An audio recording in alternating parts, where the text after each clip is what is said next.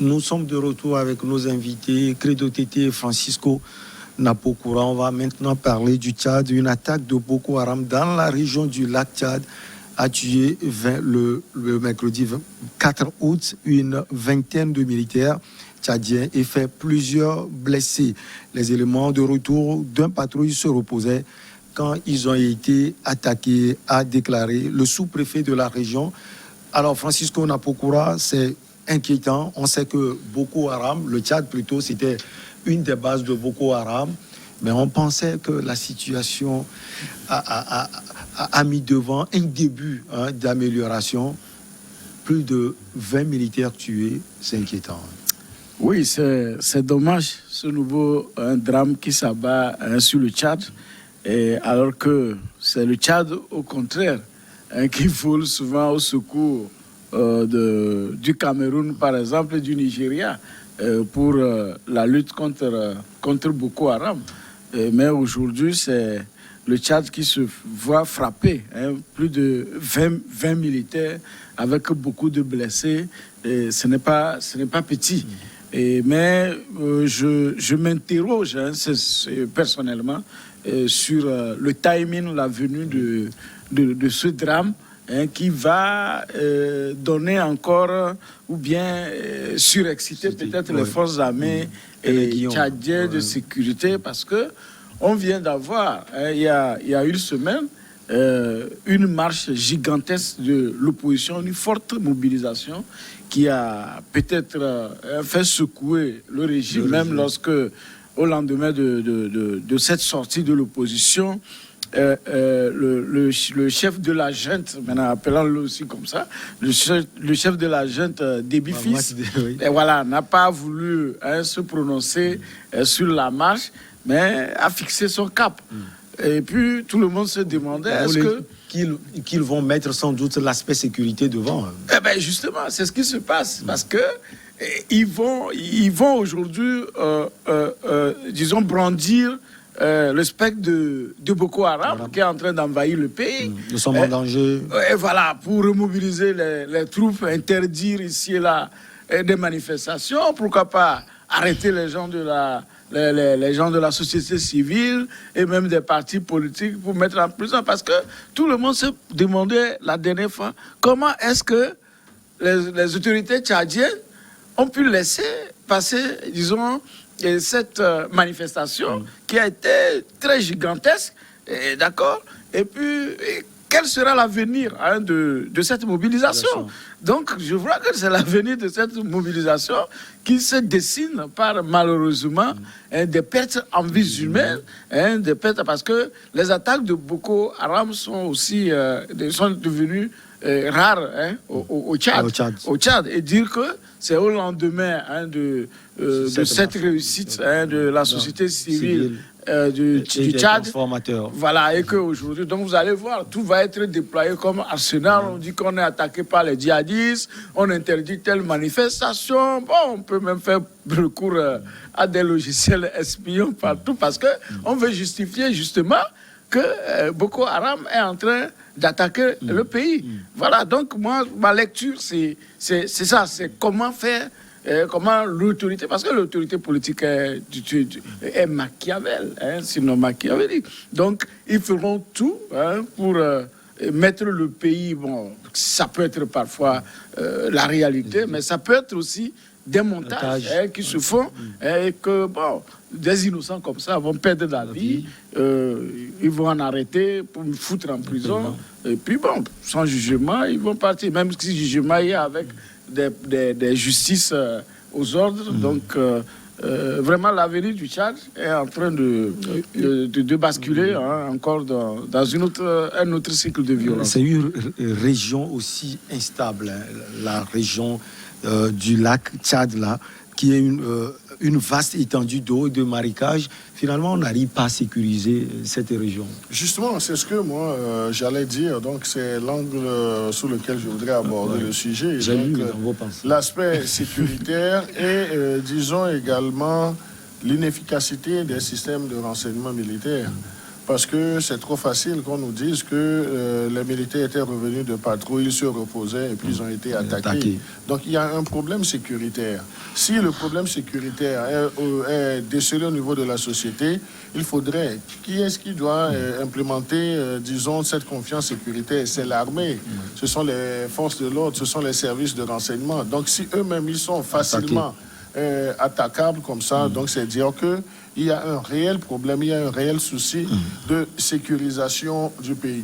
Parce que le Tchad, c'est vrai, le Tchad, avec le feu président Idriss Déby, a ouvertement déclaré la guerre à tout ce qui est force terroriste, djihadiste.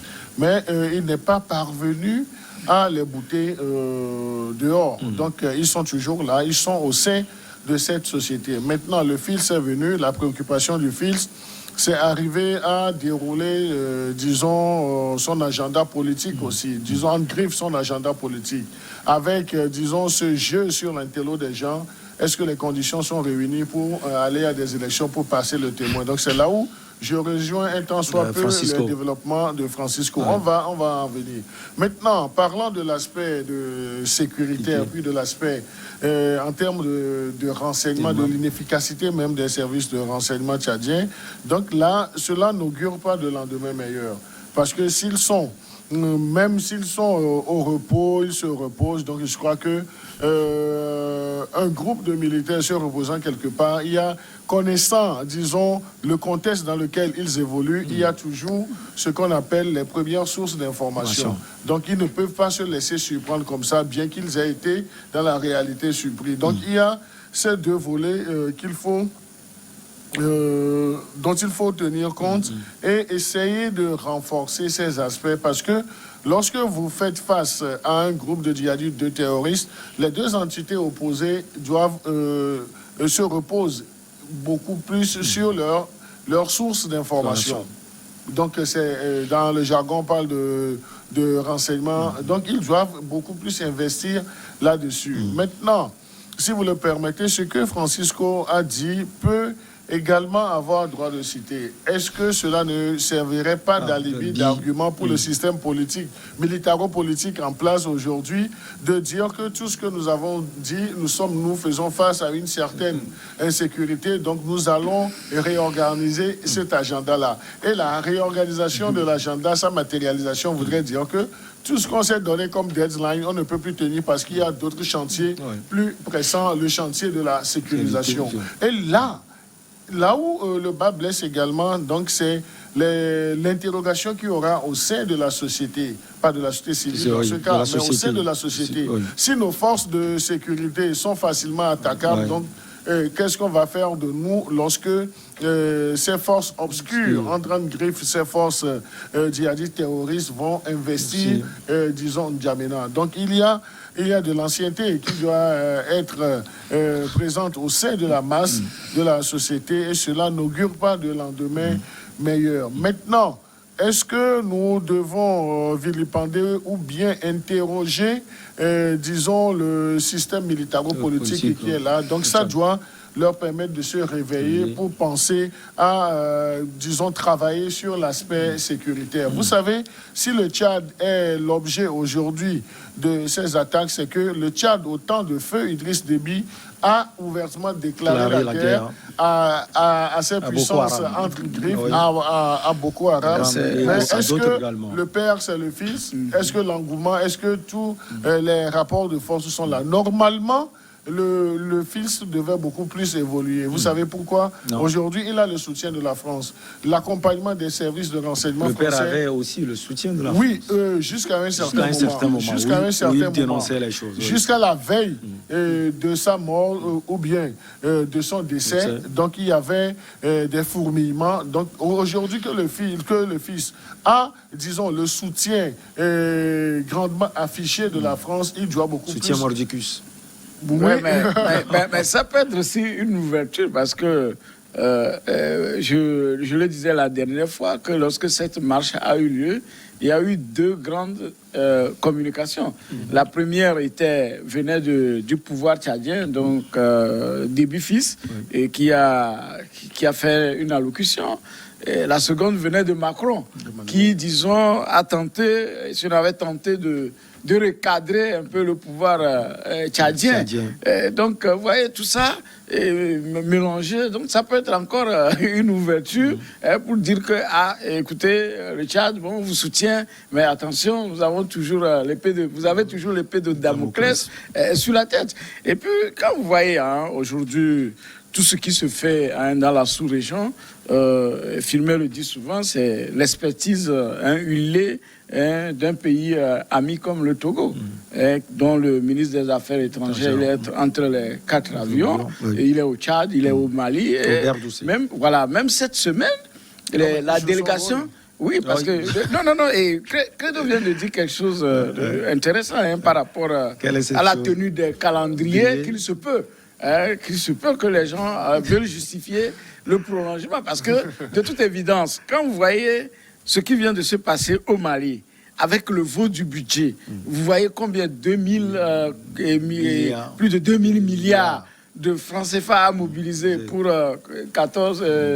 6 mois encore d'activité du Premier ministre. Ce qui dit déjà que les gens sont en train d'envisager déjà aller au-delà de l'échéance de février.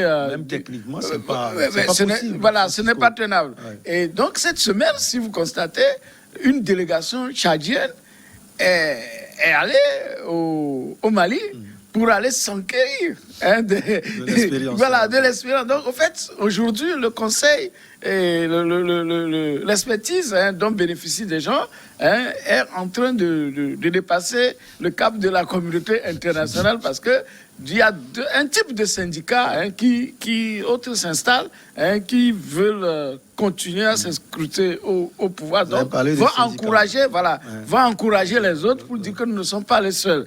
Donc, c'est dans ça qu'il faut voir les choses. Donc, le Tchad, bien sûr, il y a eu des djihadistes qui ont Boko Haram qui a frappé.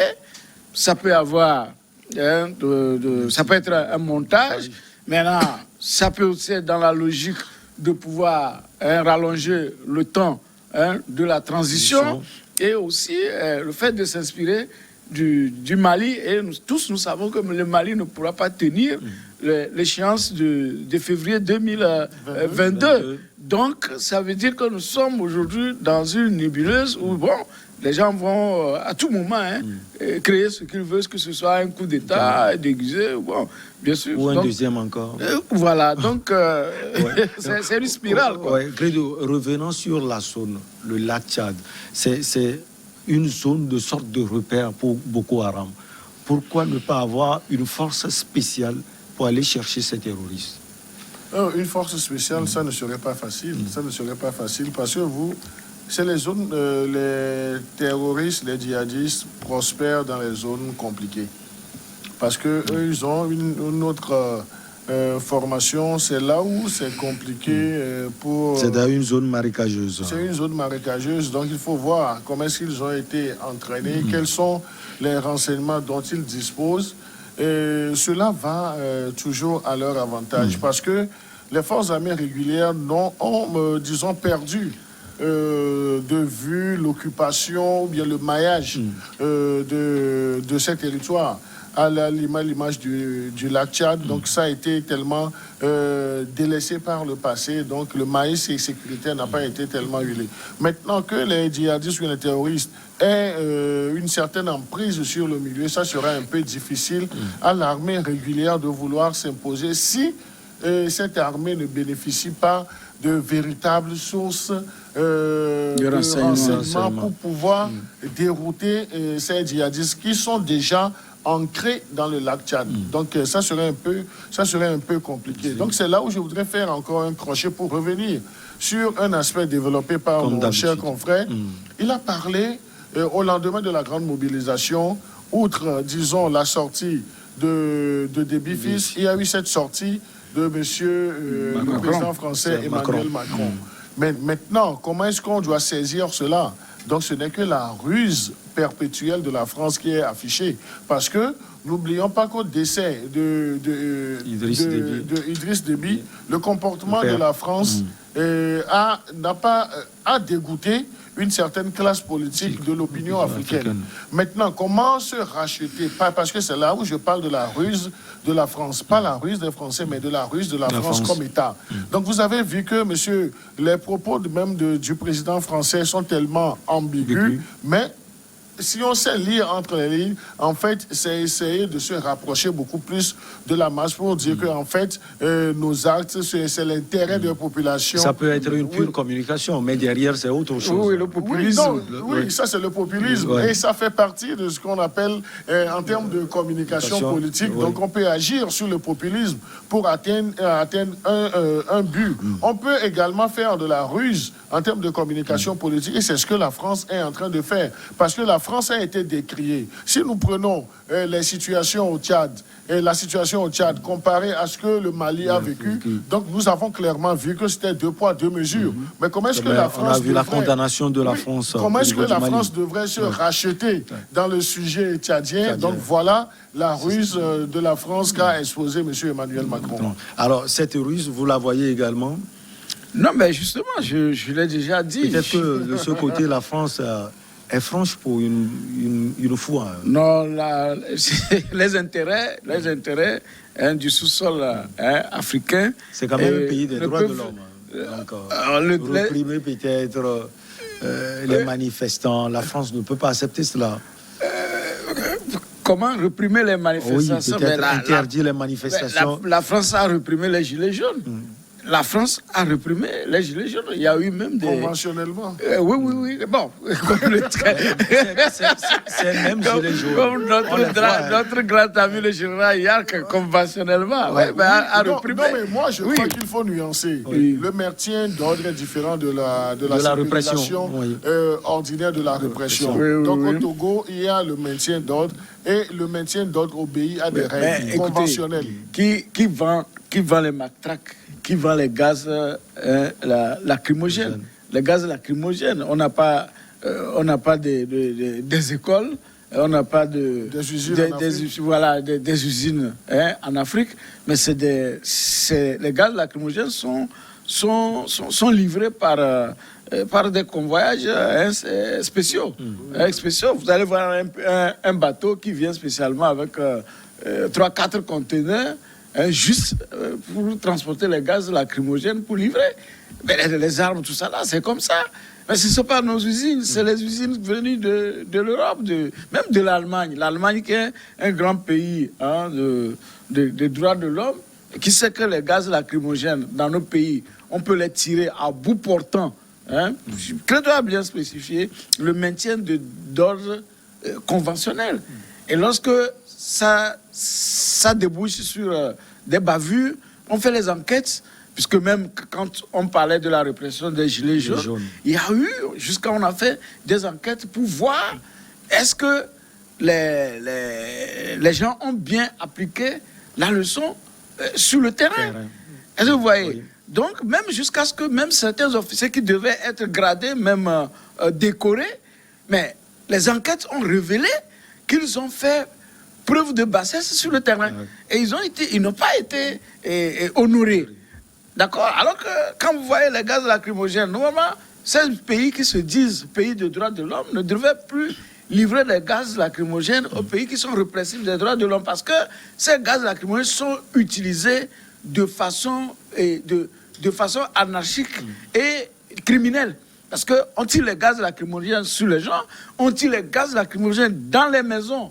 D'accord? Seulement, c'est que peut-être qu'on dit que nous sommes fatigués de ce quartier qui, au fait, bien, on a ciblé que dans la maison. Il y a donc des gens qui ne sont pas impliqués, par exemple, dans la manifestation de rue, vivent les atrocités alors que c'est notre argent. Donc, n'allez pas nous dire que la France, en tant que pays, comme Credo aime bien le spécifier, ne peut pas encourager un pays.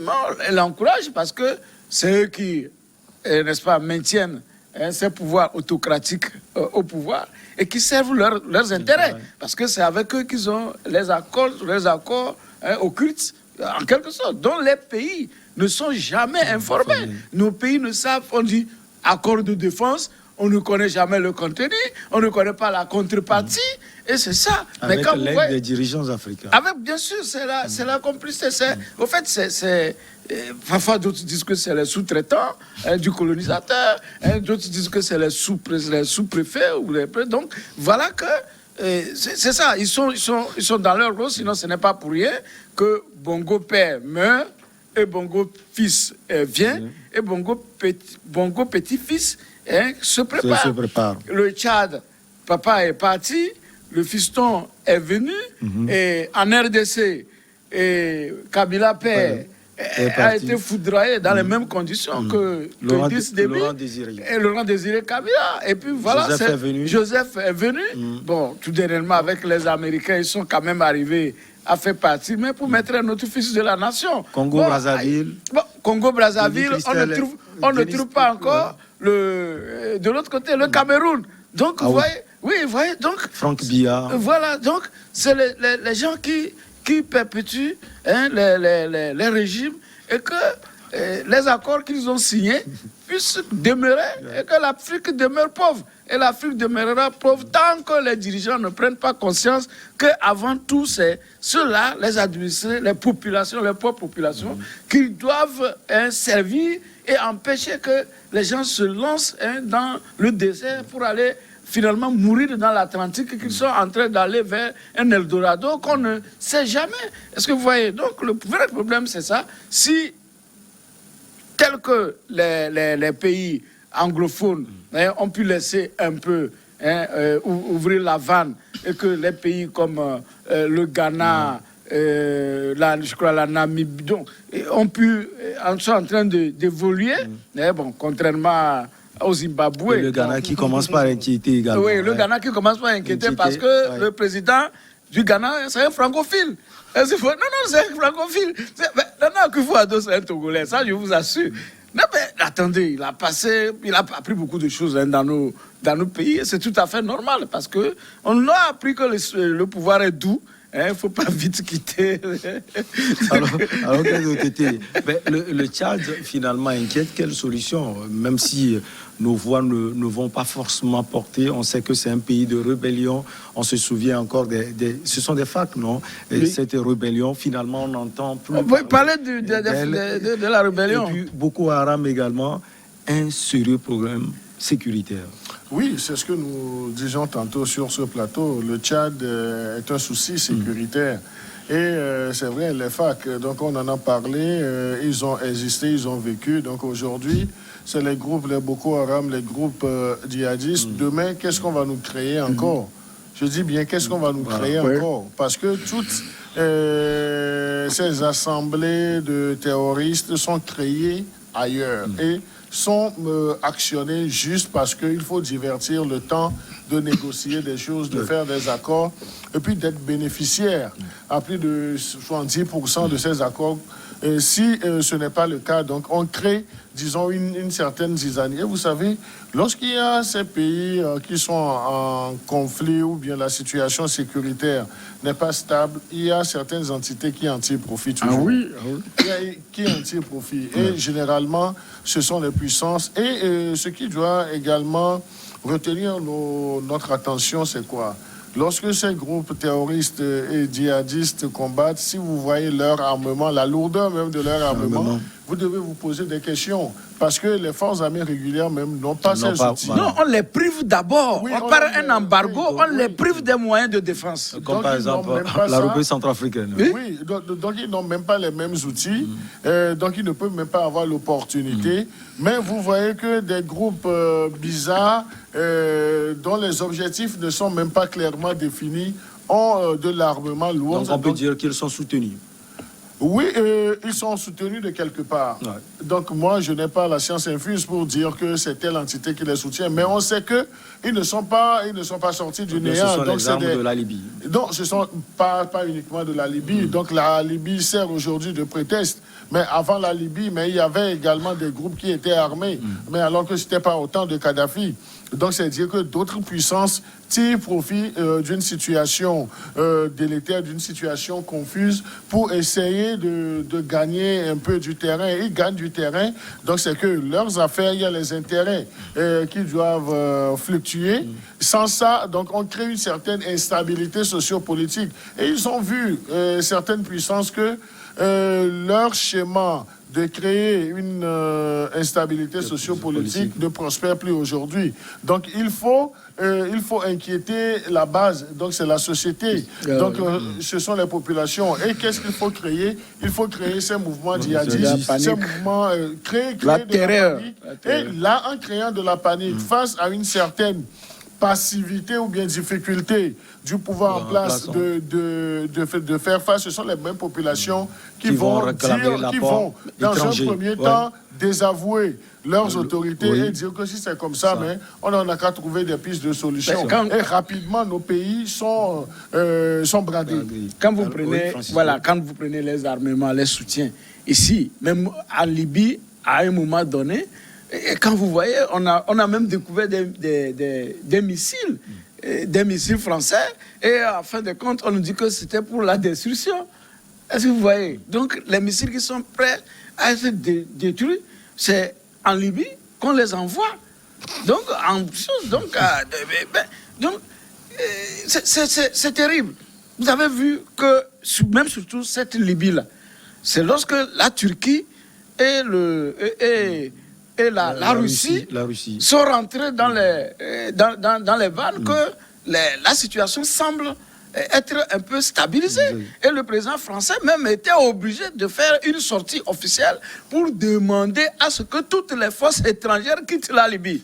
Parce qu'ils ont vu que finalement... le rapport de force est contrebalancé. Voilà. Et c'était même chose en RCA, lorsque en République centrafricaine, il y avait toutes ces forces étrangères, il y a le Rwanda, il y a la France même qui a sa base militaire en Centrafrique depuis l'indépendance, d'accord? Mais jusqu'au moment où tout dernièrement, quand les Bozizé est arrivé, vous avez vu les armements de Bozizé, alors que la force régulière même n'a pas les moyens. Donc il a fallu qu'on dégage le contrôle français de l'aéroport et que les Antonov, les avions russes commencent par atterrir sans contrôle et que bon, le Tchadien s'est senti et a reconquéri une partie du territoire. Et quand la menace est arrivée sur François Bozizé, il a compris. Depuis, il ne parle plus. Il ne parle plus parce que il faudrait que, surtout, c'est la conscience de nos dirigeants. De nos dirigeants, parce que d'abord, la population doit être leur premier bouclier. La population ne peut être que votre premier bouclier que lorsque la population sent que vous partagez leur peine et que vous œuvrez pour leur développement. Donc, quand vous prenez un pays comme le Mali, seule la capitale semble être, disons, intégrée dans le processus de développement. Vous prenez le Mali. Donc, tous ces pays-là, c'est le Burkina, c'est la même chose. Donc, quand c'est comme ça, le djihadisme, c'est le terreau fertile, pas seulement le djihadisme, mais le terrorisme en totalité. Allez, on va marquer la pause puisqu'elle s'impose pour le journal et on revient juste après.